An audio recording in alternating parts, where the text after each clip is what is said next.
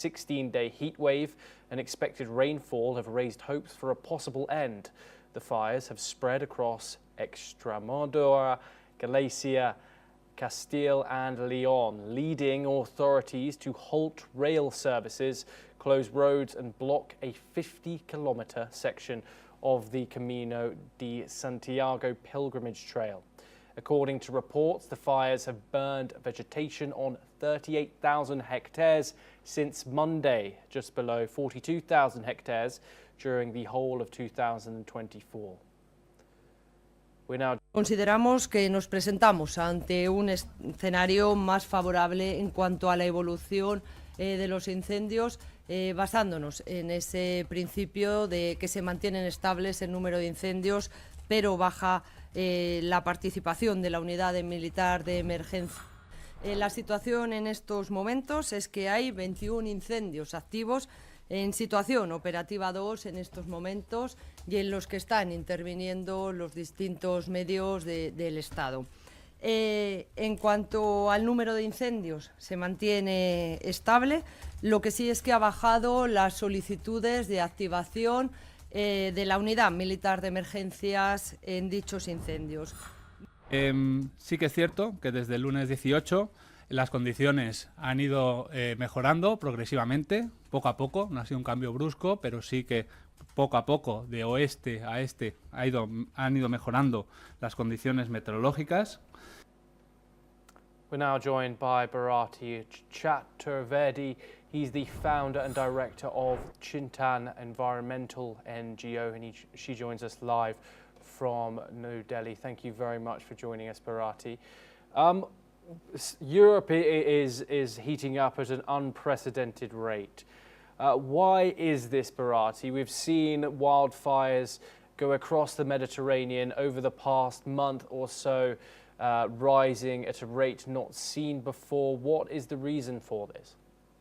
Well, you know, the whole world has seen some of the hottest years ever recorded in the last few years, but the additional problem is that the oceans are heating up and the Mediterranean is more than a degree warmer than it used to be, which means it cannot absorb the heat the way it used to be.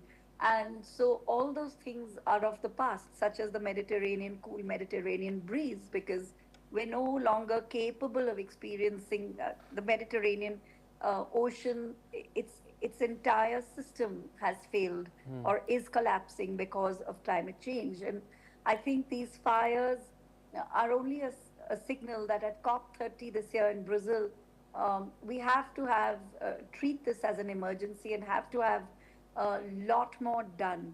You can't just have climate negotiations with no results, because then whether it's people in India, where we've also had unprecedented rain and unprecedented floods and unprecedented heat, or Spain, which is just devastated with those wildfires. We're not only losing forest cover and assets, what we're also getting is intense air pollution, a lot of money that's going to go into people's health, loss of productivity, and unfortunately these fires are coinciding with a global biodiversity collapse.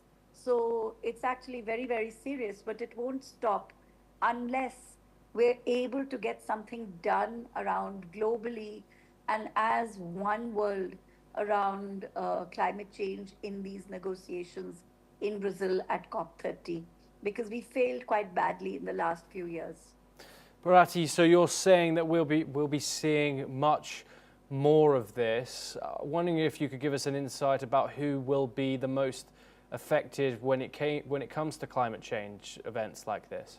Well, you know, it's always the most vulnerable, and typically whether it's Spain or whether it's India or whether it is in fact the United States, we see repeatedly it's the poor, because the poor have the least assets to keep them resilient. So whether it's fisher folk who depend on the oceans, particularly artisanal and traditional fisher folk, whether it is the poor who live in slums or informal housing, or as we saw, communities and people of color and those kinds of people who have always been marginalized or who live on live off natural resources like the ocean, and people who live off forests or depend on it, or who live nearby and who cannot really go very far away because their work is there.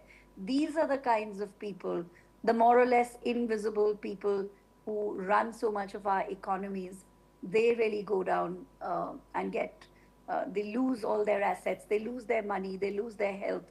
And many of them are not necessarily covered by social protection. So we are looking at a catastrophic month ahead, or 2 months or 3 months, particularly if you look at air pollution, because air pollution actually has intergenerational impacts. And we know that this kind of wildfire isn't going to be only about the neighborhood or Spain. It's going to go where the winds take it. And the whole world is impacted by Spain's wildfires. Bharati Chaturvedi, thank you very much for joining us here on NewsX World. Pleasure to get your insight. Well, we move on finally, where NECAP member Mo Kara was welcomed by hundreds of fans and supporters upon arriving for his second court appearance at Westminster Magistrates Court today. Fans chanted "Free Mo Kara," waving Palestinian flags. He was accompanied by his bandmates, and prosecutors claim the 27-year-old waved a flag supporting the proscribed terrorist organisation Hezbollah at a gig in London of last November. During the 3-hour hearing, his defence team argued that the case should be dismissed due to a technical error. Defence counsel Brenda Campbell, KC, told the court that the Attorney General had not granted permission for the case to proceed after police informed him of the terror charge on the 21st of May. However, prosecutor Michael Bisgrove stated that permission was not required until the defendant's first court appearance. Chief Magistrate Paul Goldspring announced that the case was adjourned. Mo Kara has not entered a plea but has denied any wrongdoing. He has been released on unconditional bail once again and now faces a month-long wait to learn if his terrorism charge will be dropped. He is scheduled to appear in court again on the 26th of September.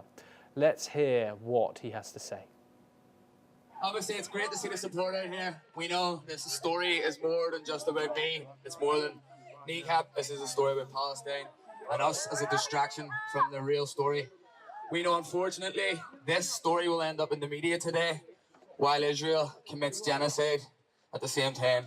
So everybody, continue to speak about Palestine. Free Palestine. Thank you all for coming. Chucky Ireland. Appreciate it. Obviously, it's great to see the support out here. We know this story is more than just about me. It's more than NECAP. This is a story about Palestine and us as a distraction from the real story.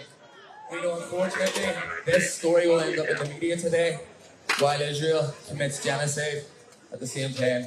So everybody, continue to speak about Palestine. Free Palestine. Thank you all for coming. Chucky Ireland. Well, that is all that we have time for. We will continue to bring you